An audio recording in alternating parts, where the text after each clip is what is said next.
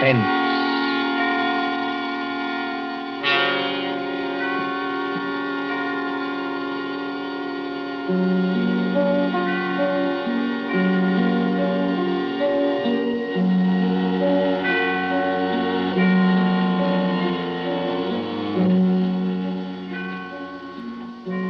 Suspense is compounded of mystery and intrigue and dangerous adventure. Stories calculated to intrigue you, to stir your nerves. Tonight, for instance, as we begin, you may want to ask yourself, how could a young lady, a bride, walk out on a balcony alone and vanish? Completely vanish. We trust that while you are wondering how and why it was done, we shall keep you in suspense.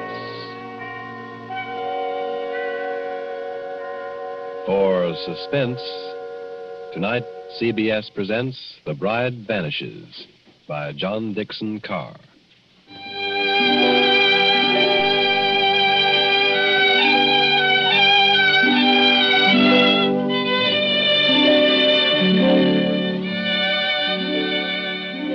Italy in springtime. Italy as we used to know it before the jackal struck. And the island of Capri, 20 miles out across the Bay of Naples. Blue water a-dazzle under the sun. Behind you the bone-white beaches, and Vesuvius dull purple in a heat haze. Ahead, as the little steamer from Naples chugs out across the bay, rises Capri. Olive trees and white roads and vineyards above the cliffs. Could young Americans find a better place to spend their honeymoon? While the guitars sing and the warm winds blow and the little steamer carries them. Well, Mrs. Courtney. Well, Mr. Courtney. I can't keep it up, Lucy. I'm going to break down and ask if you're happy. Oh, I'll break down, too. I want to walk up to everybody I meet and say, "Oui," just like that. What I want to do is turn somersaults myself, all along this deck here.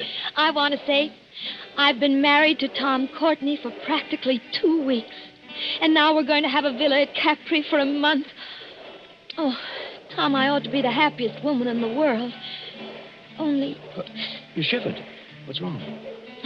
Well, ever since we got aboard this ship, people have been staring at me. I can't blame them for that, dear. No, I mean in a funny way, and muttering. Even your American friend, what's his name? Granger? Mr. Granger. When you introduced him to me at Naples, I thought his eyes were going to pop out. Be careful. He's standing over by the rail now. Oh. He lives at Capri. I like to see him wearing that white 10-gallon hat in Italy. Before Granger made money in oil wells, he was a real old-fashioned cowpuncher. And he's proud of it. Good fellow, too. He's too polite to say anything, but he keeps looking around at me, just the same as the rest of them do. Well? Well, Tom, they look scared. You know, Lucy, this isn't the time to start imagining things. I know. Well, maybe I'm just so happy I'm afraid it can't last. Oh, don't say that. But wouldn't it be pretty awful if something did happen and we weren't together any longer? Wait a minute. Hasn't this ship stopped? Yes. Well, it is Capri ahead of us, isn't it? It can't be anything else. Well, it seems a funny place to stop. No sign of a harbor. Only rocks and little gray cliffs. Oh, Mr. Granger. Mr. Granger. Yes, young fella? Do you happen to know why we're stopping here? Oh, yes, that's an easy one, son. We're stopping so that you and your good lady and anybody else who's curious can get a look at the Blue Grotto. The Blue Grotto, of course. Now, just shade your eyes with your hand, ma'am. You see that tiny little arch under the cliff? Yes. And all the little white rowboats are coming out towards us? Yes. Now, when the first boat comes alongside, you climb down that iron ladder and get in. The boatman will row you out and through the arch into the grotto. It's a great, big, dark cavern. The water in there looks as though it's lit up underneath with blue fire. Like to go out and see it, Lucy? Oh, I'd love to. But let me give you a little tip, though.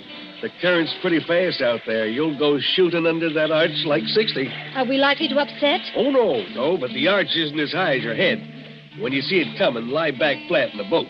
That is, unless you want your block knocked off. Oh, thanks, Mr. Granger. We'll remember. Come along, Lucy.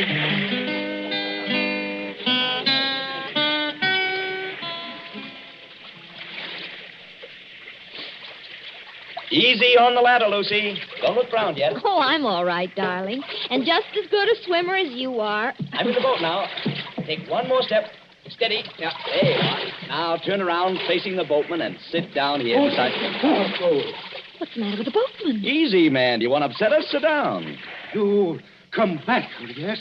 Come back?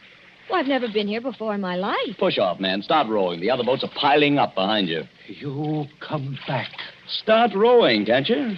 And Ali subito. Basta.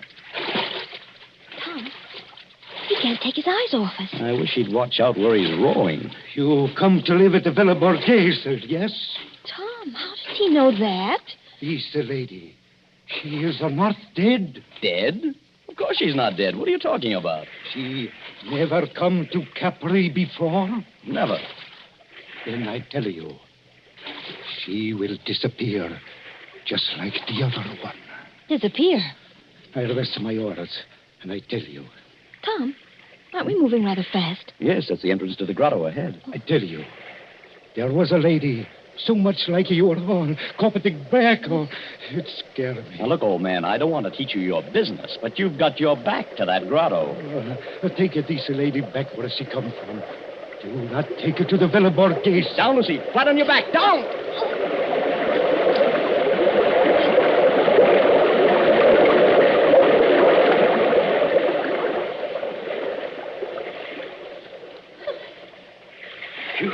Signore, I am sorry. I almost make you get hurt. You know you nearly got your own head knocked off. Excuse me, no. I am used to it. Now, I will roll you round the Blue Grotto.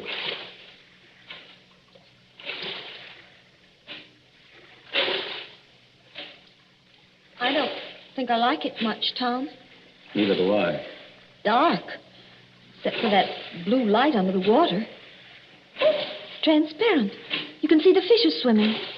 Just a minute, boatman. This lady who disappeared from the Villa Borghese. 2, 3 years ago, she disappeared. You say she looked exactly like my wife? Si, signore. She was going to be married. She was trying on what do you call her wedding dress. Her mother and sisters, they were in the room with her. She walked out on a balcony over the sea. You know what I mean, on a balcony over the sea? Nobody ever hear of her again. You mean she jumped over into the sea? Oh, a young girl going to be married. Kill herself? No. And what did happen?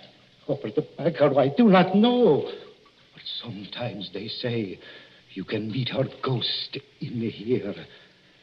She float just under the water where you can see her and turn over and over. And the wedding veil is still round her face.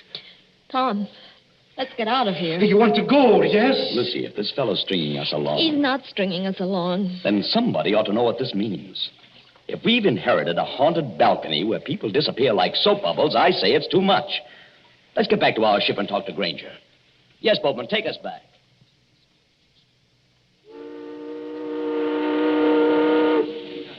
Mr. Granger! Mr. Granger! I'm aboard, ma'am. Oh. You too, young woman. The ship will start in half a second. Yeah, give me a hand, Lucy. Thanks, dear.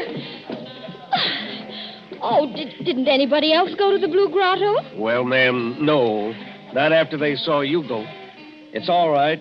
We've just heard the story, Mr. Granger. Oh, I ought to have told you about it myself. All the way out here, I've been cussing myself and thinking what an ornery old badger I am for not telling you when I first met you in Naples.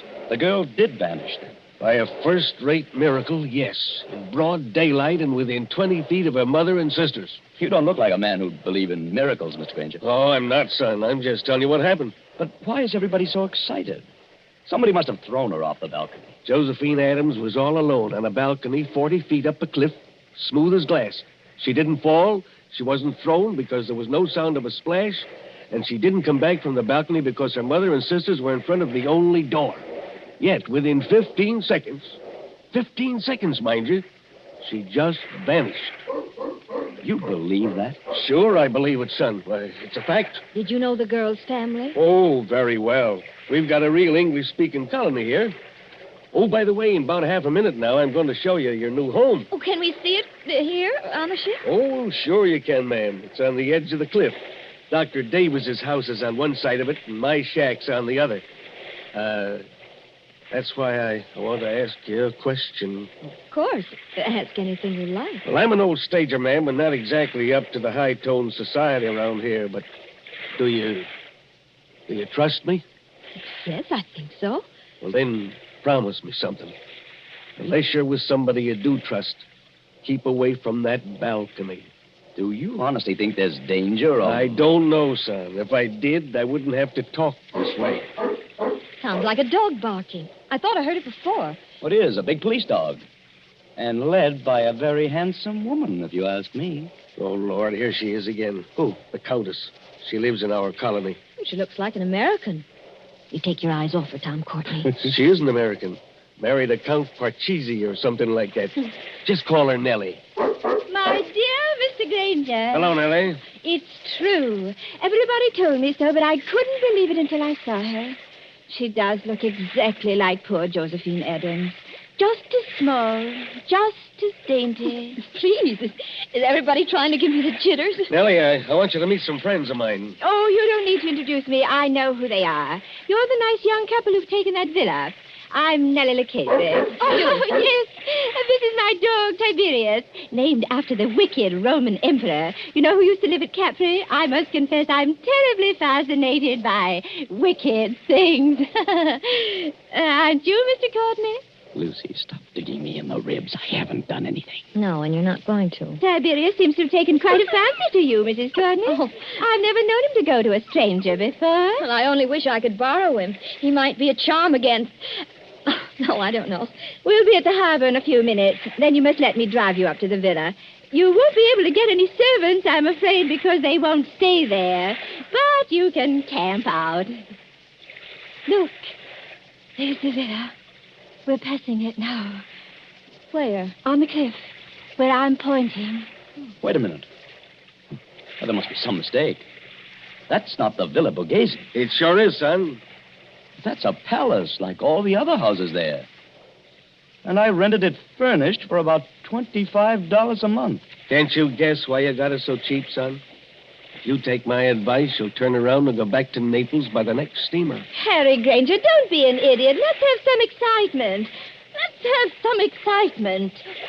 Tom is beautiful. Too infernally beautiful, if you ask me. There's the balcony. It's all right by daylight, son. Marble and tapestries and whatnot. But at night, when you got to put out the lights, you start thinking what happened there.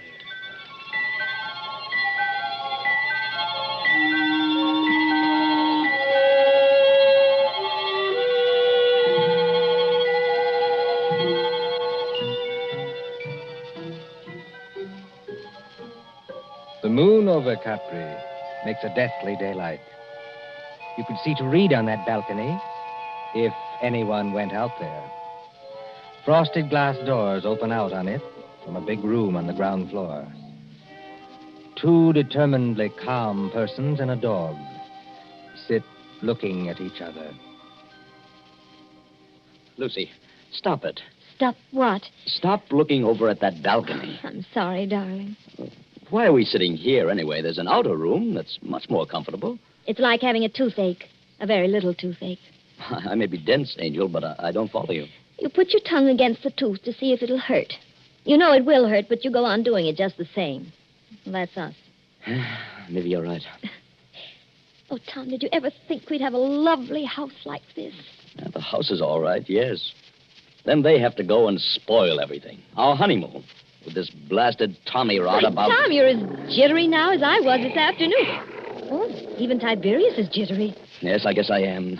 Easy, boy. Easy, easy. Well, there's whiskey on the table.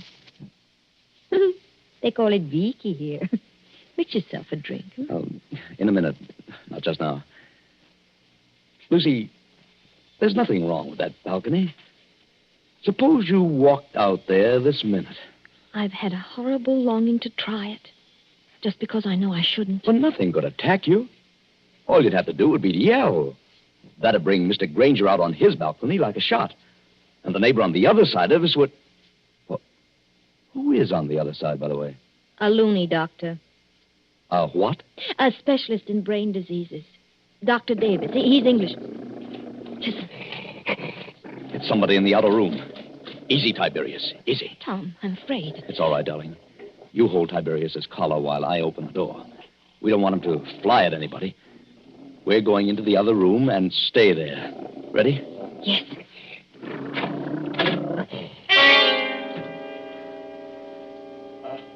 Good evening, Mr. Courtney. Good evening, Mrs. Courtney.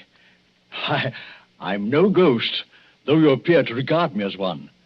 I'm merely your neighbor, Dr. Rutherford Davis. Oh, yes, of course. Mr. Granger mentioned you. I trust you will pardon this intrusion. No one answered my knock, so I ventured to come in. It's no intrusion, Dr. Davis. We're a little disorganized here, that's all. Naturally. Mr. Courtney, I wish I could say welcome to Capri, but I have a very different message. Well? If you value Mrs. Courtney's life, you'll go back to Naples immediately, sir. Not you, too. I do not say that as a ghost hunter, sir. I say it as a medical man. May I sit down? Oh, of course. Please do. Oh, thank you. We seem to be forgetting our manners. Dr. Davis, will you have a drink? Oh, thank you. Perhaps a small whiskey? I'll get it, darling. You sit down and talk to Dr. Davis. You're not going back into that room alone. Oh, I'm only going to get the drinks, Tom. I promise to be good. And Tiberius can come with me. Can't you, Tiberius? Oh, I see you've borrowed Tiberius from the Countess Lucchese. Yes. She was kind enough to offer him. Excuse me, I'll be back in a minute. Come on, Tiberius.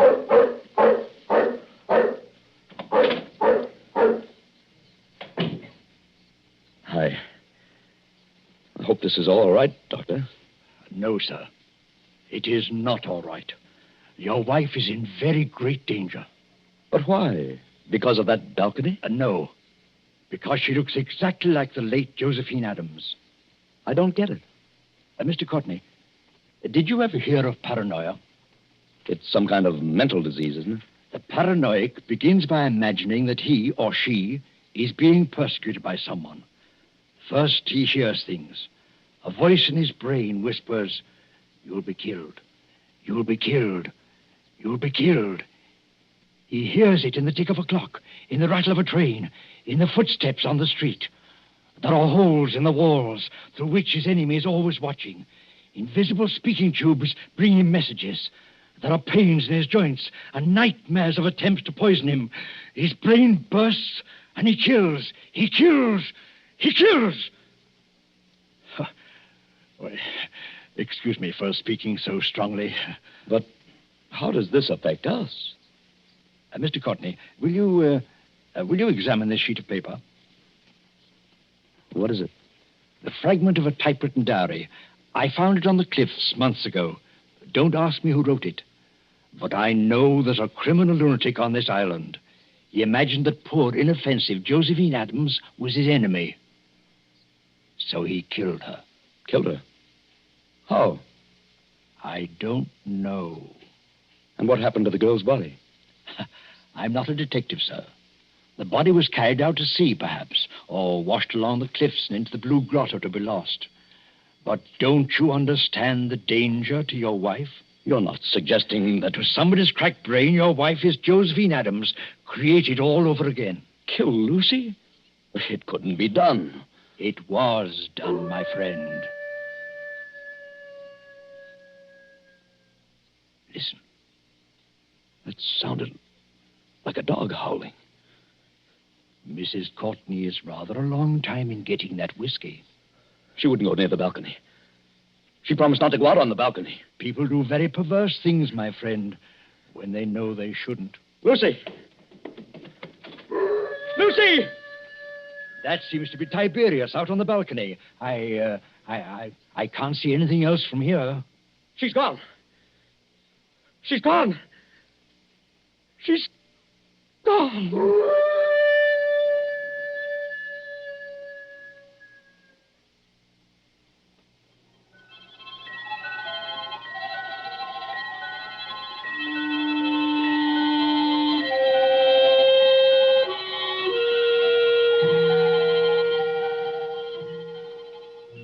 An empty balcony, a howling dog, and a sea turned clear silver under the moon. Then, after the tumult and the shouting, there are other pictures. Don't you hear the noise of that motor launch? With a half-demented young man at the wheel. 3 other familiar figures are gathered around it. Don't you recognize the brunette prettiness of Nellie Lucchese? And the white 10-gallon hat of Harry Granger? And the neat, pointed beard of Dr. Davis? But what on earth is he going to do out here in this motorboat? I'd like to know that one myself. Listen, please. All of you. Now, take it easy, son. We're with you. What time is it? Time? Yes. What time is it? It's 2:30 in the morning, going on for 3. 12 hours. Then the tide ought to be just where it was this afternoon. What's the tide got to do with it? A whole lot. Somebody set a trap and made Lucy fall off that balcony. I know it. Oh, that's absurd. If Lucy's been carried out to sea, there's nothing we can do about it. But if she's been carried along with the current and into the Blue Grotto... Blue Grotto? One moment, sir. You're not proposing to run this big launch under that arch after dark? Yes, Doctor. That's just exactly it. Go on. Do it. I'll back you up. Let's have some excitement. It'll be exciting enough, I assure you. Mr. Courtney, have you got some wild hope of recovering your wife's body? I've even got a wild hope she may be alive. Lucy's a very strong swimmer. You're acting like a nut, son. Get set, everybody. I'm going to swing around.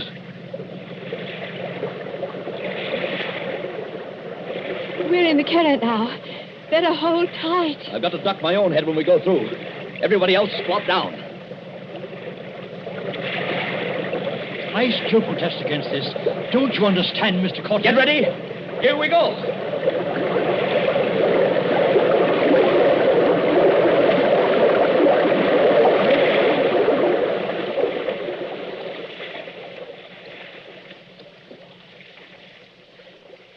What on earth is wrong?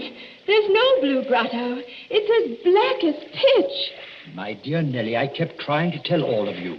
The Blue Grotto effect is caused by the sun's rays. There never is one except when the sun is out. Just how does our friend propose to find anything in here? Listen. Something got hold of the side of the boat. I felt it move. Not the dead girl, I trust. There's a hand here. A wet hand. Lucy. She's not alive. Mr. Granger, help me lift her up over the side. Easy now. Don't tip the boat. Oh, Lucy.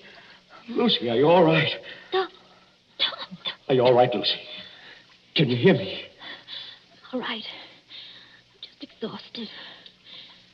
I got in here. Couldn't swim out against the current. Oh, don't try to talk. I've got to talk. I'm going to faint. Tom, who's with you? Only our friends. Who's with you? Is the murderer with you? I was just wondering the same thing. To be shut up in the dark at 3 o'clock in the morning with a criminal lunatic. Who spoke then? Now, Lucy, don't hold me so tight. Let go, dear. I'll get the boat started and have you out of here in a second. Who spoke then? Only Dr. Davis. Tom, I've got to tell you. I know how that girl, Josephine Adams, died. Almost killed me. Has anybody here got some brandy? Or a flashlight? I have a flashlight, my friend. Will you allow me, as a medical man, to examine Mrs. Courtney? You better keep back for just a second, Doctor. She's hysterical. Give me the flashlight, please. I walked into the other room. Nobody with me. All alone except Tiberius. Yes, Lucy? Somebody called my name. From the balcony, I thought. Very softly. Mrs. Courtney said. Mrs. Courtney. Did you recognize the voice? Yes. That's why I went. Hadn't you better start up this boat and get out of Now, here? don't pay any attention to them, Lucy. Nobody can hurt you now. I went out on the balcony. It was bright moonlight. Brightest day. But there was nobody there. Nobody on the balcony? No. I looked out over the sea. And then something came at me. Something flew out of the air and came at me. Just one moment before Mrs. Courtney goes on. Is anybody in this boat carrying a revolver? Not that I know of. Excuse my mentioning it, but I felt something. Metal. Like a revolver. Brush past my hand. Oh, it was only the flashlight. Excuse me, it was not a flashlight. Mr. Courtney's got the flashlight. Would you please let Lucy go on and finish? Lucy, you were on the balcony and something came at you. Yes. Like a snake. Sideways. Out of the air. It went over my head. Fastened around my neck. It was a rope. With a running noose in it. A rope? That's it. A rope. It was thrown from another balcony. I'm small and light, like Josephine Adams. But it pulled me sideways and over the rail. I fell. I think I begin to understand They what... couldn't see what happened to Josephine Adams. Frosted glass doors to the balcony, so they couldn't see. Now, take it easy now. You're perfectly safe. But is she perfectly safe? The murderer let her fall on the rope. But the rope was jerked tight long before she struck the water. That broke her neck. Then the murderer lowered her softly. So there wasn't any splash. And the current took her away, rope and all. That's it. It would have happened to me. Only the rope must have slipped through the murderer's fingers. Through whose fingers? What did I tell you? Somebody in this boat has got a revolver. Who's overboard? Somebody went. Switch on that light, my friend, and shine it on the water. All right, Doctor. There's your light. Look at it. Turning over and over. The water in the blue grotto is red now. Tom, stay close to me. Oh, it's all right, Lucy. I swear you're safe enough now. Did he shoot himself? Yes. Did who shoot himself? Who had a balcony exactly like ours on the house next door? Who began life as a cowpuncher and would have known how to use a lasso? Yes, and knew Josephine Adams well, and got it into his maniac's head that Mrs. Courtney was Josephine Adams all over again. Harry Granger. Look. There's his 10-gallon hat floating away.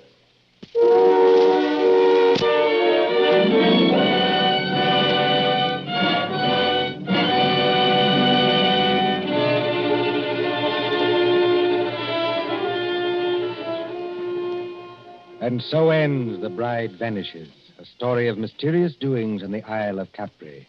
And tonight's story of suspense.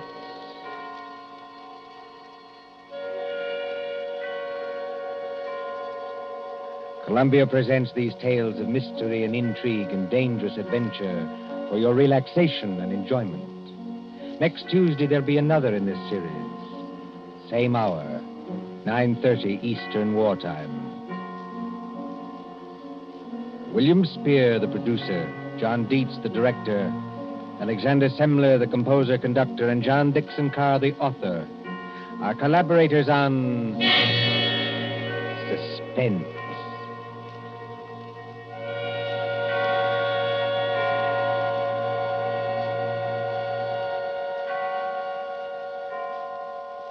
This is the Columbia Broadcasting System.